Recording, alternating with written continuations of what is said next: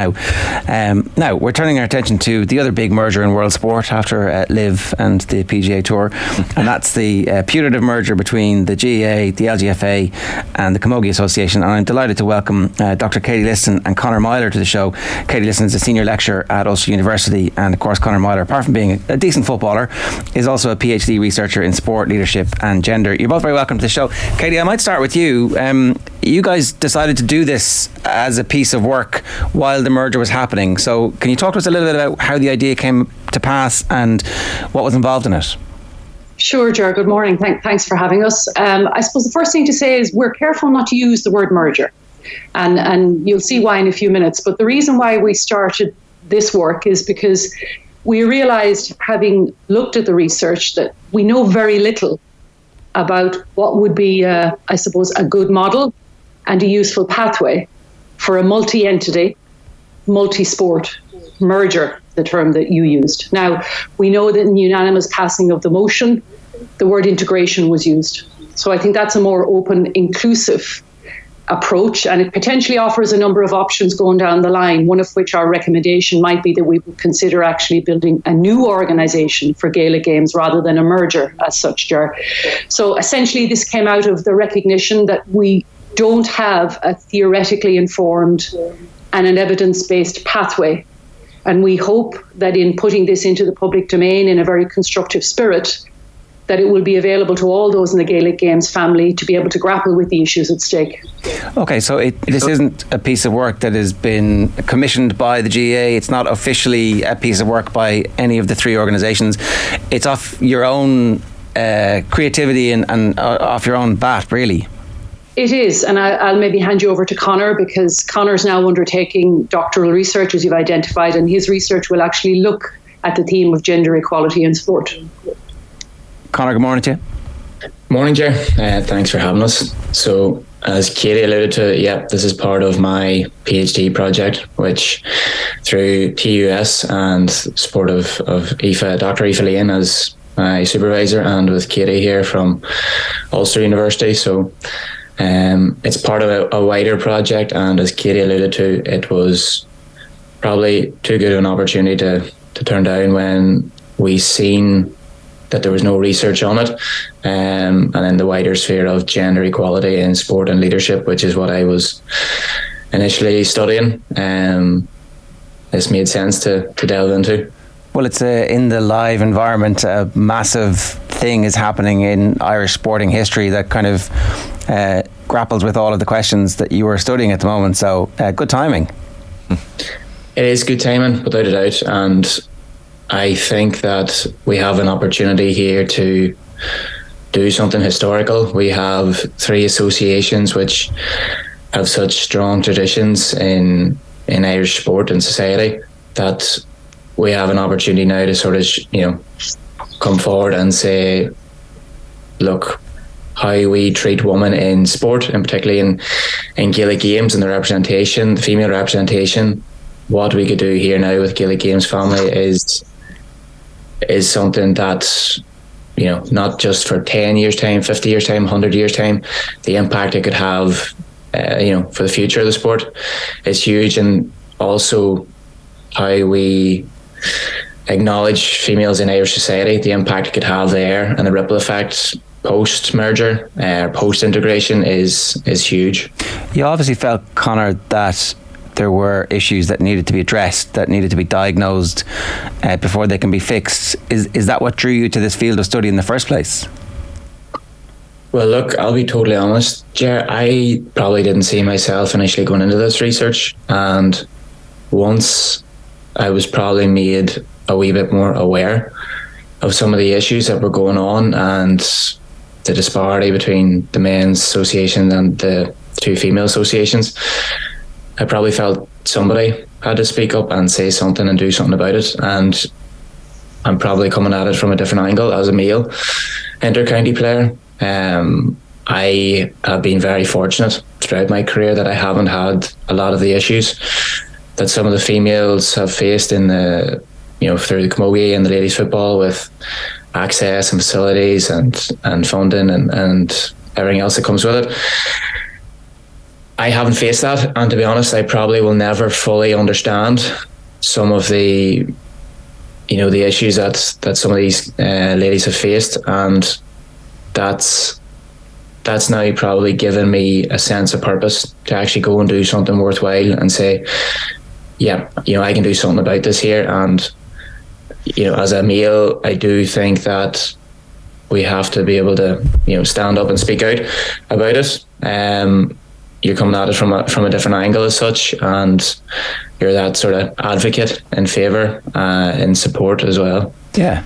I guess, Katie, a merger or integration of this size and scale in this country is unprecedented, but you did use a case study of the formation of Golf Ireland, which, interestingly as well, came from two single-sex organisations. So that was obviously utilised to your advantage as well, to see how it can work.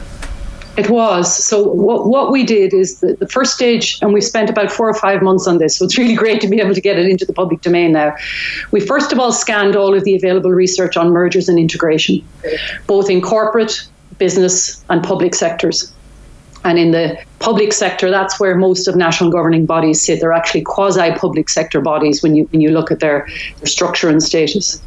We also then recognise that there are distinctive elements in the Irish context, and particularly the history heritage of the three associations, the extent to which they're deeply, deeply embedded in the Irish psyche and in Irish culture. So for that reason, we also felt it was an opportune moment to try to understand what had happened in Golf Ireland, which is a very recent case. It is a single-sex integration process, but probably the exception to the norm in Golf Ireland compared to what we've seen internationally.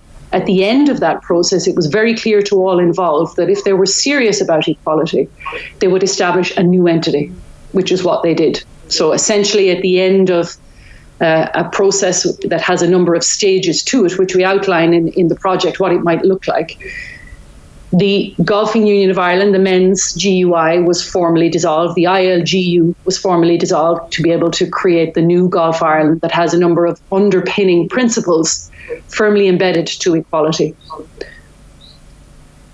It's interesting as well, like you look at the GA Congress in February we mentioned, and like an overwhelming passing of the motion to prioritise this merging or integration, but there were 10% of delegates that voted against that motion, Katie. So is the hope that a policy report like this can maybe convince some of those 10% at least that this is a good idea?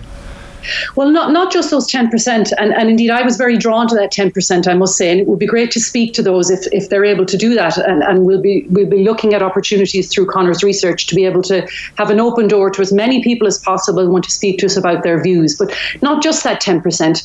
We found that in the almost unanimous votes at the three congresses that everybody voted for integration, but nobody had a clear conception of what it would look like. So there's a range of views on what equality means.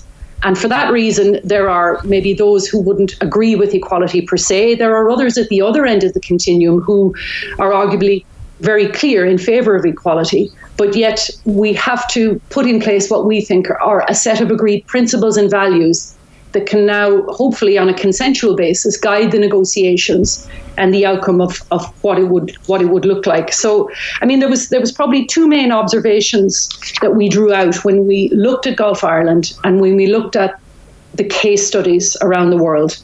And interestingly, there was an interesting case study in Golf New Zealand, Cricket Australia, UK Sport, and English and Welsh cricket. By and large, all of the mergers, and the term merger was used in other scenarios, most of the mergers between men's and women's NGBs have occurred in the last 30 years or so in a neoliberal context. So some of that's been driven by financial imperatives, rationalisation, minimal duplication of services. We see it in the public sector as well and in the private sector. So typically then, in that kind of a scenario, women have tended to be the weaker party when you've had the conjoining of NGBs. For instance, in Australian women's cricket, it was even described by some of the researchers there as almost being cap in hand because they lacked assets, revenue, power and influence. So that was the first observation. And the second one was that in that context, integration, which is the term that's in the motion of the three associations here, in other contexts, that process led to the absorption of the women's NGB, typically by their men's counterpart. sometimes forced from the top down into the pre-existing organizational template, if you will, of the larger, typically men's organization. So in that regard, when that happened, there were also missed opportunities for structural reform, genuine structural reform, aside from the creation of what was usually another operational axis for women's, add women and stir to the existing template. Now, in Gaelic games, we know that structural reform will be needed to deliver equality. And there are also opportunities to address concerns around overgovernance, especially at county board level, which has been described by some to us as almost governance heavy. And something similar had happened in Golf Ireland. So in our interviews, Conor and I were involved with stakeholders who've led that process in Golf Ireland. And they said something similar to us. For instance, the old GUI was even described as 4 tails wagging one dog because of the power of the provincial boards, if you were. So the risk, I think, is that in the absence of very real structural reform, guided by equality and underpinned by transformative leadership, the long-held values could exert an undue influence over integration. Okay. And those who worked very hard to progress women's Gaelic games could be on the periphery in anything that might resemble absorption or consolidation. So for that reason, our 5th recommendation is that we consider the establishment of a new Gaelic Games organisation underpinned by principles and values, the leading one being equality.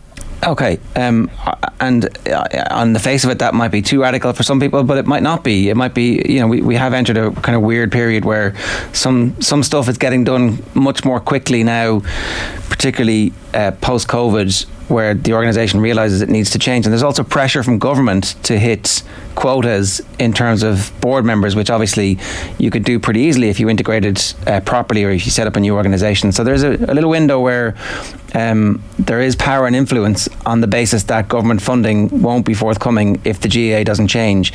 And we have had relatively strong sports minister pronouncements on that just recently. Conor, is it your sense that work similar to what you're doing at the moment is ongoing within the GAA? Mary McAleese obviously presented to annual Congress, the last Congress, this year's one at 2023. Do you think that there's whatever work is being done is actually thinking in the same or similar terms to what you're doing at the moment? Yeah, so for anyone who isn't aware, we do have a steering committee at the minute consisting of 3 presidents, the 3 CEOs, and Mary McAleese is chair of that group. And I suppose I have approached the steering committee, offering our services and advice. As Katie alluded to, we are coming from an evidence-informed, theoretically underpinned point of view, and we feel that the research can be of benefit to the committee. And we're very happy to support the committee in any capacity we can. I've had some really productive conversations with the likes of Hilda Breslin in the Camogie Association and Larry McCarthy in the GAA, and we're really keen to get this research, get the research paper and the policy brief across to former President Mary McAleese and be of service. And as Katie has alluded to before as well, it's so complex, this merger or integration, compared to some of the research we've looked at before, because you have 3 associations across 2 jurisdictions on one island. You have that strong history and tradition, and the fact that it will be an integration of unequals in a lot of senses when you look at the representation and the annual revenues. But what we're looking at is, potentially if you were to rip the script up for Gaelic Games and start a new association or organisation today in 2023, what would that look like? And how would that be? Because instead of 3 associations formed in the early 1800s and 1884 and 1904 and 1974, if we were to start a new association today, what would that look like? And what would be best looking forward for males and females together, for young boys, young girls growing up in our game, how would that association look? That sounds like a really good idea. Katie, before we wrap this up, what do you think is a realistic time frame for this? Because it's obviously been spoken about now for a long period of time. If we're to do this properly, what's realistic? Well, that's a great question, Ger. I mean, the policy brief is available from today, open access. Everybody go and look at it. I would say go and look at page 8, because everybody will be interested in the timeline where we've captured how many times the idea has been visited in the Gaelic Games context. And it's been dating back to the 1970s is the short answer to that. Now, I agree with you, Ger, that in some ways there are parallel structures and similar operationals within the three associations. So a lot of progress could be made in some areas, whereas there will be a little bit more work to be done in others. But based on what we've seen both in Golf Ireland, which is a national, local example, as well as internationally, we think that to do this well and to plan for a full integration process, it could take up to 5 years or more. And that would be to do it well. And what would that mean? Well, essentially, it would mean that the systems of work and the organisational structures of a new entity would support male and female members equally across all units. So we're thinking players, administrators, coaches, officials. A funding model would prioritise investment for a time-bound period in the Gaelic Games played by girls and women. Clubs and counties would have dedicated financial support to realise integration. And that might be through new funding streams or additional funding streams. And there will be a quota approach, a target approach in place to ensure that women are fully integrated into the decision-making governance structures of Gaelic Games. Now, all of that could be monitored and evaluated. And we think that within 5 years' time, the blueprint would be there, where a strategic plan could then deliver on equality, probably a very realistic target then in a decade, where we would genuinely have an organisation that is both equal in terms of its principles, but in practice, delivering that on the ground. Okay. It sounds like it's a great. It's a great piece of work. It all sounds, in theory, like it's very realisable, and then obviously it meets the real world of GAA politics, and that's when all the excitement starts, and we get to see what comes next. But we wish you both the very best of luck with it. And so, Conor, it's obviously ongoing from your perspective. Again, I understand that the worst thing you can ask any PhD student is when are you going to finish it? But when are you going to finish it, Conor? No, we're not too keen on time frames here, and even just to follow on, just to finish off on Katie's point, it's hard to put a time frame on something like this. From a structural point of view, we could have an integration or a merger, but the problem is, if we want one that's underpinned by equality, which is, what we've the language that's been used by the steering committee, it could take longer than 5 years for us to have genuine equality, because we're trying to change attitudes, behaviours and perceptions of people, which isn't necessarily something we can put a time frame on. So just to finish off on that, my PhD, since going full time in February, I'll have another couple of years of that, and we'll have another couple of studies which will be focused around this area as well, probably looking at a more wider sense of how some of the gender inequalities in sport and leadership worldwide. And then we also want to conduct a national survey at some point to try and get a better understanding of what's happening on the ground within Gaelic Games, some of the fears, concerns, perceptions that people have about an integration and what that actually might look like. So don't know if it's going to be a straight line, but we'll see where it takes us. Yeah, and sorry, Katie, one last thing. It's really important that there's male allyship here, that this isn't just the female organisations shouting for equality, that there are strong male voices within the GAA who come forward and say, this is the right thing to do because it's the right thing to do. Yeah, I mean, one of our recommendations is that we have transformative leadership throughout this process. I think Conor and Aoife and I are doing a decent job, and I'm sorry Aoife couldn't be with us this morning. She's actually travelling at the moment. But I mean, we're covering the three provinces. We are deeply embedded in the history and heritage of Gaelic Games ourselves, but much more than that, we're trying to bring our expertise to bear in a very practical and constructive way. And you're right, if there is transformative leadership, I think with the right people involved in this process, there can be a very, very positive outcome. All right, Dr. Katie Liston and Conor Myler, we'll leave it there for now. Best of luck with it. It is a great piece of work. We'll tweet out links to it as well, but everybody should go and dig into it. Very, very accessible. So my thanks to Katie Liston and Conor Myler for explaining all that to us this morning. It's